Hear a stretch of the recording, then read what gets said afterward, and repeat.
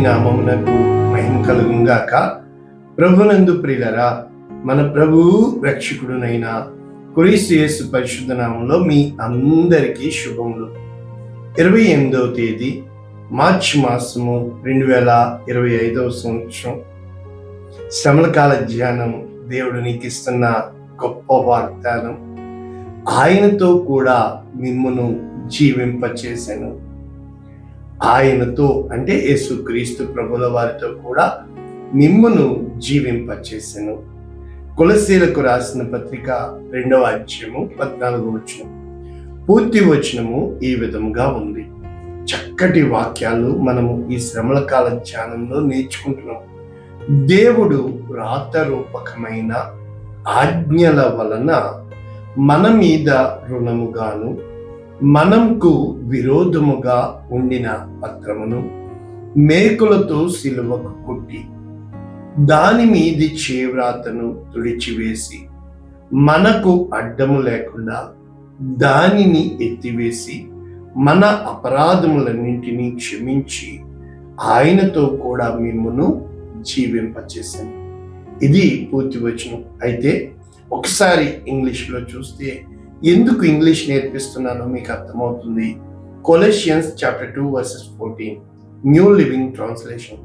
He cancelled the record of the charges against us and took it away by nailing it to the cross. చూసారా? అంటే he cancelled the record of the charges against us.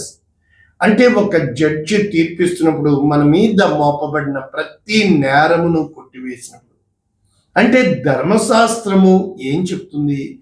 మనము చేసిన ప్రతి పాపము ఎత్తి చూపిస్తుంది, మన అతిక్రమాలని ఎత్తి చూపిస్తుంది, మన యొక్క దోషాలని ఎత్తి చూపిస్తుంది. రైట్?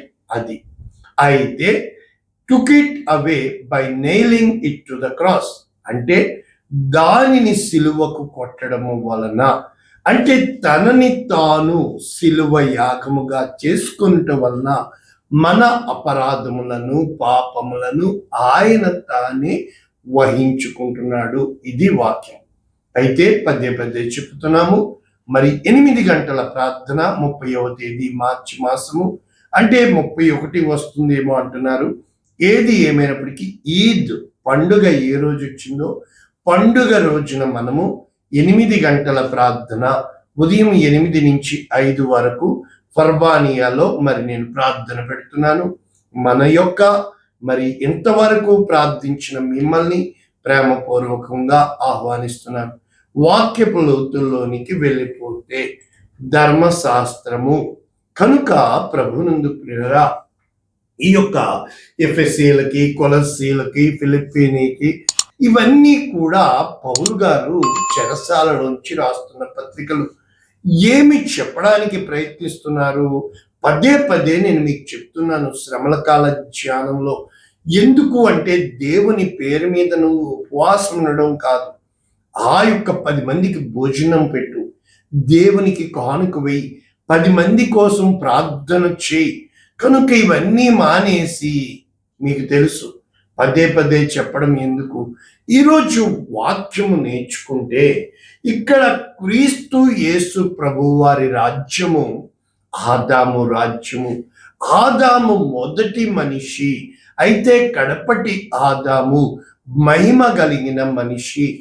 ఈ మనిషి అవిధేయత వలన పాపము, పాపము వలన మరణము, మరణము వలన తీర్పు, తీర్పు ఆ యొక్క నిత్యనాశనము. అయితే కడపటి ఆదాము వలన ఆ యొక్క పాపము చేయకపోయినప్పటికీ ఆయన మీద మన పాపములు రుద్దబడి ఉన్నవి కనుక ఆ యొక్క పాపముల స్థానములో ఆయన మరణము.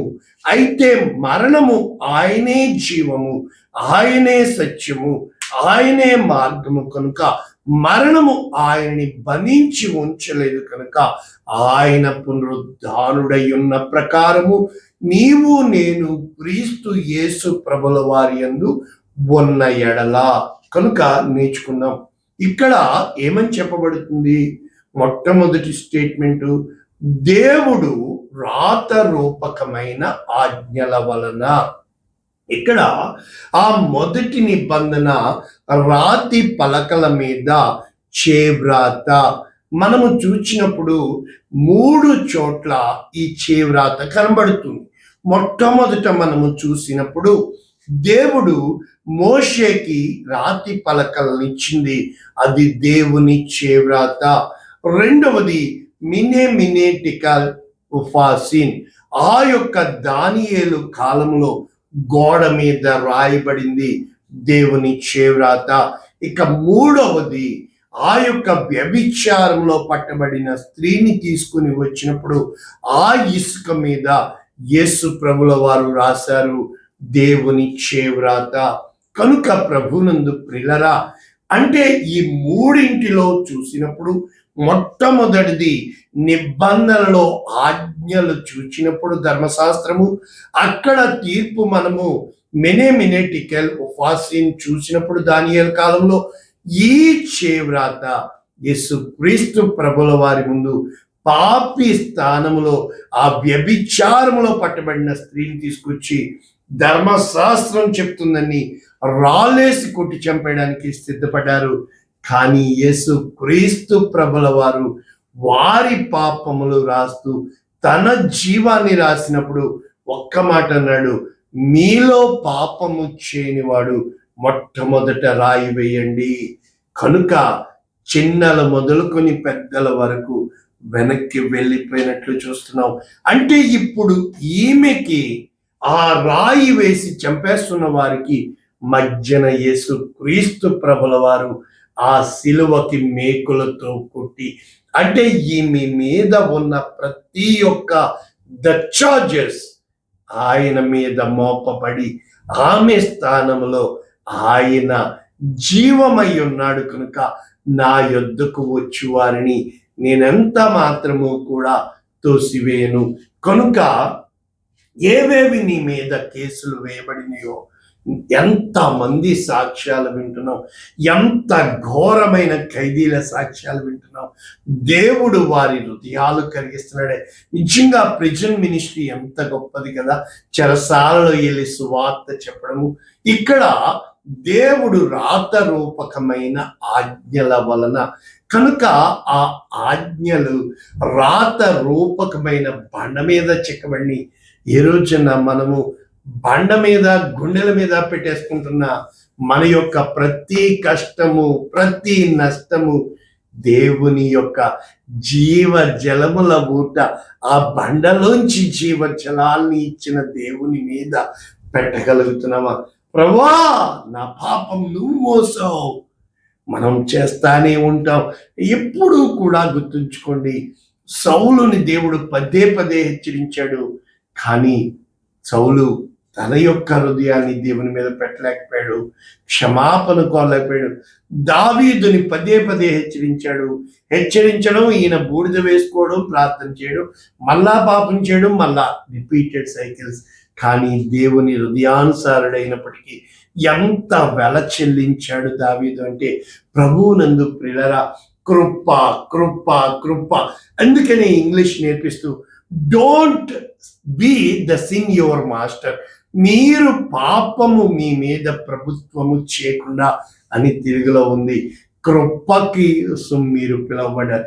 Let the grace be your master, అంటే కృప నీవు పొందుకున్న వాడవై, అంటే యేసు క్రీస్తు ప్రభుల వారి జీవం, అంటే దేవుడు నీకు నాకు విరోధముగా ఉండే ప్రతి దానిని అంటే కొట్టివేయడానికి, నిన్ను నన్ను హెచ్చించడానికి యేసు క్రీస్తు ప్రభుల వారిని పంపించాడు. ఆయన మధ్యవర్తి, ఆయన ఆకాశమునకును భూమికి మధ్యన వ్రేలాడిన వాడు. ఏ యాకోబు ఆ నిచ్చెన చూశాడో, భూమి నుండి ఆకాశపు కొన వరకు దేవదూతలు ఎక్కి దిగుచు. ఇక్కడ చెప్పబడుతుంది, మనకు అడ్డము లేకుండా దానిని ఎత్తివేసి అపరాధములన్నింటినీ క్షమించి ఆయనతో కూడా ఏ విధముగా ప్రధానులను, అధికారులను నిరాయుధులుగా చేసి సిలువ చేత. కనుక నిన్నటి దినమును కూడా ఇవి కొన్ని నేర్చుకున్నాం కదా. ఇప్పుడు ఈ లేఖనాలు మనం చూస్తే ఎఫెసీయులకు రాసిన పత్రిక 2వ అధ్యాయం 12వ వచనం, ఇంతకు ముందు మనము ఇశ్రాయేల్ వారితో కాదు, వారు సున్నతి గలవారు, మనము అన్యజనులము, పరదేశులము, వాగ్దానములు లేని వారము, నిబంధన లేని పరజనులు. అయితే నిరీక్షణ లేదు మనకి, దేవుడు లేడు మనకి. క్రీస్తుకు దూరస్తులై ఉన్న మనల కోసము అపోస్తులుడైన పౌలుని దేవుడు అక్కడ పంపించి ఉన్నాడు. అప్పుడు మునుపు మన దేశానికి తోమా వచ్చి ఉన్నాడు. దేవునికి స్తోత్రం. దూరస్తులైన మనము క్రీస్తు యేసునందు, క్రీస్తు రక్తము వలన సమీపస్తులుగా అయిపోయాం. అంటే యేసు క్రీస్తు మనకు సమాధానముగా ఉంది. అంటే ఆ యొక్క ద్వేషము, విధి రూపకమైన ఆజ్ఞలు గల ధర్మశాస్త్రమును యేసు క్రీస్తు, ఆయనే ధర్మశాస్త్రము శరీరమందు కొట్టివేసి, ఆ యొక్క అక్కడ ఏమో వాటిని తీసివేశాడు అడ్డంకుల్ని, ఇక్కడ మధ్య గోడను పడగొట్టి రెండు మక్కీకి అవే పదాలు వాడుతూ ఉంటాడు. ఉభయలను ఒక్కటి చేసి, ఇలాగ చేయడానికి గల కారణం ఏంటి తెలుసా? నూతన పురుషునిగా చేయడానికి.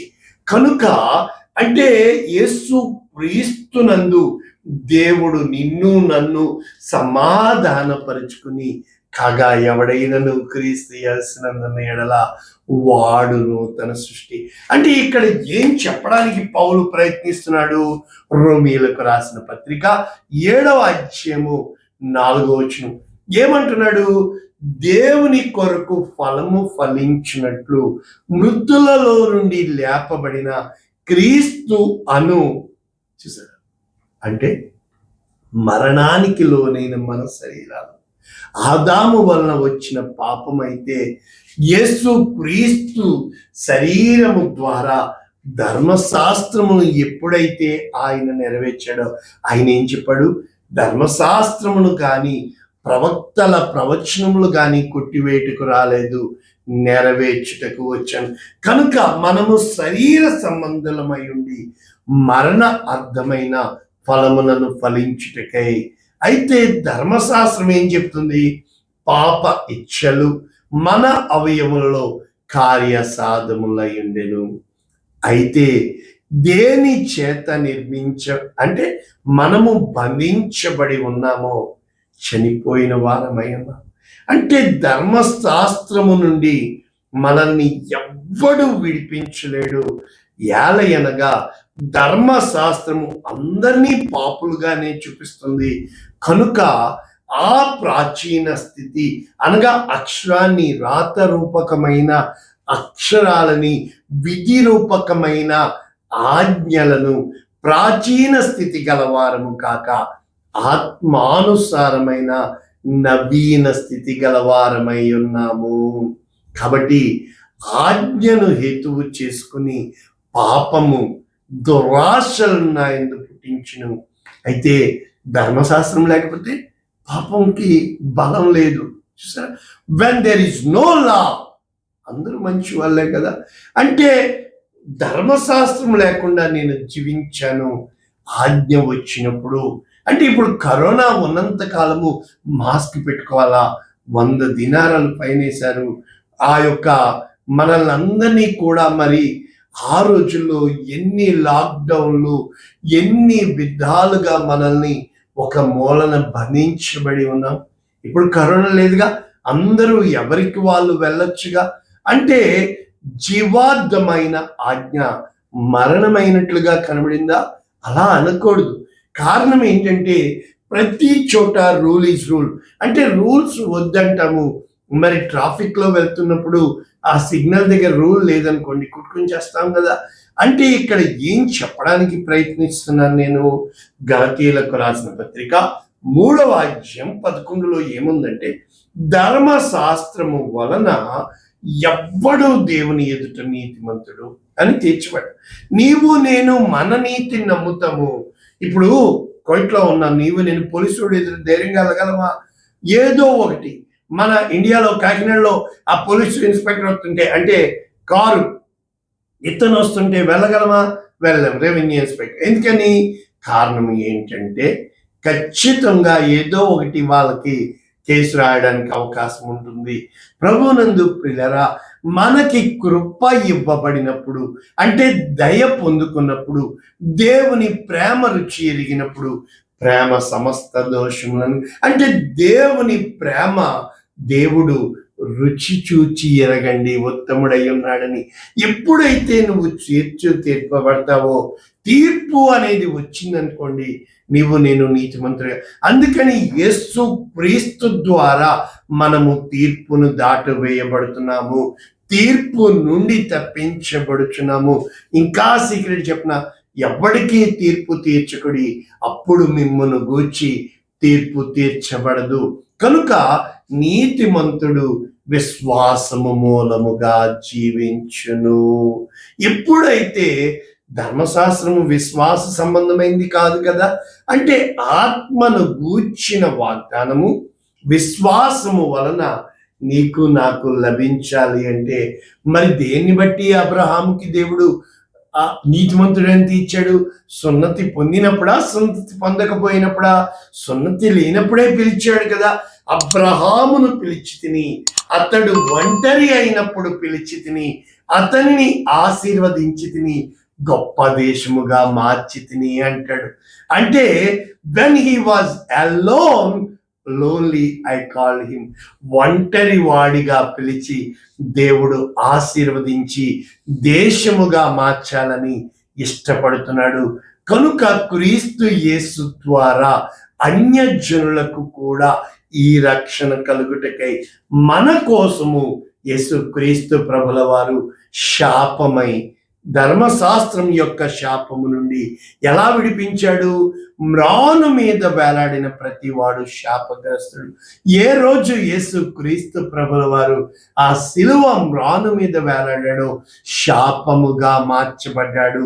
ఆ మార్చబడిన బట్టి ఇది 2 కొరింథీ 5:17, ఎవడైనను క్రీస్తు యేసునందున్న ఎడల వాడు నూతన సృష్టి, పాతవి గతించెను, సమస్తము నూతనమాయెను.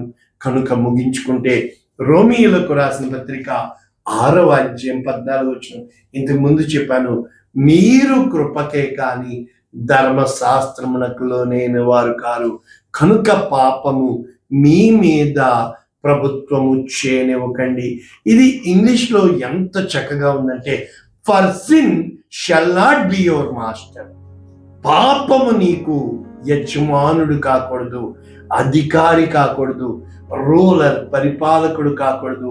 పాపము చేయు ప్రతివాడు పాపమునకు దాసుడు. Because you are not under the law but under grace. అంటే మనం ధర్మశాస్త్రమునకు లోనైన వారం కాదు, ధర్మశాస్త్రమునకు లోనైన వారం కామని పాపము చేదుమా? అది ఎన్నటికీ కూడదు. ఏలయనగా పాపం వల్ల వచ్చు జీతం మరణము, ఏ భేదము లేదు, అందరూ పాపం చేసినాం. అయితే దేవుడు తన కుమారుడైన క్రీస్తు, ఏమిటండి? ఒక్కటే అండి, యేసు క్రీస్తు మనస్సాక్షి కలిగి ఉండండి, యేసు క్రీస్తును ధరించుకోండి, యేసు క్రీస్తులాగా మారిపోండి. ఫినిష్. ఎంతో మంది చెప్పారు, మీ క్రీస్తు మంచోడు, కానీ మీ క్రైస్తవులు మంచోడు కాదు. కనుక ప్రేమను పంచుదాం. ఏం చేసుకుంటాం? ఎవడు అంటాడానికి అడిగేస్తాను, ఏం చేస్తాం? ఎవరిని మార్చేస్తాం?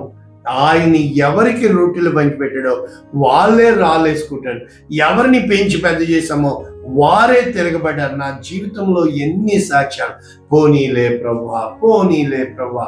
నా దేవుడు పిలిచిన వాడు నమ్మదగిన వాడైనప్పుడు, నిన్ను పిలిచి నీ చేయి పట్టుకున్న దేవుడు నమ్మదగిన వాడు. కనుక ప్రభునందు ప్రియులారా, ప్రార్థన చేసుకుందామా? దేవుడు నిన్ను ఎంత మాత్రం విడివడి ఎడబాయడు.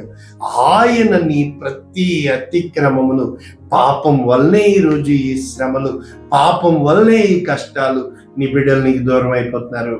ఎప్పుడైతే యేసు క్రీస్తు ప్రభునందును ఉంటావో, పరిశుద్ధుడా, ప్రేమ కలిగిన తండ్రి, విన వాక్యమును నిండాలుగా దీవిస్తూ అనేక మందికి ఆశీర్వాదంగా చేయమని, అనేక మందికి దీవెనకరంగా చేయమని, ఎంతమంది ఈ వాక్యం వింటున్నారో అందరినీ పేరు పేరు పేరు పేరు చొప్పున దీవిస్తూ ఆశీర్వదిస్తూ, నిత్యముగా నువ్వు దయగలిగిన దేవుడవు కనుక, కనికరము కలిగిన దేవుడవు కనుక, కృప కలిగిన దేవుడవు కనుక, ఎత్తుబడిన వాక్యమును వీరి హృదయంలో ఫలింపచేసి యేసు క్రీస్తుని ప్రభువుగా ఒప్పుకొనగలిగే భాగ్యం ఇమ్మని యేసునామమున దీవిస్తున్నాము తండ్రి.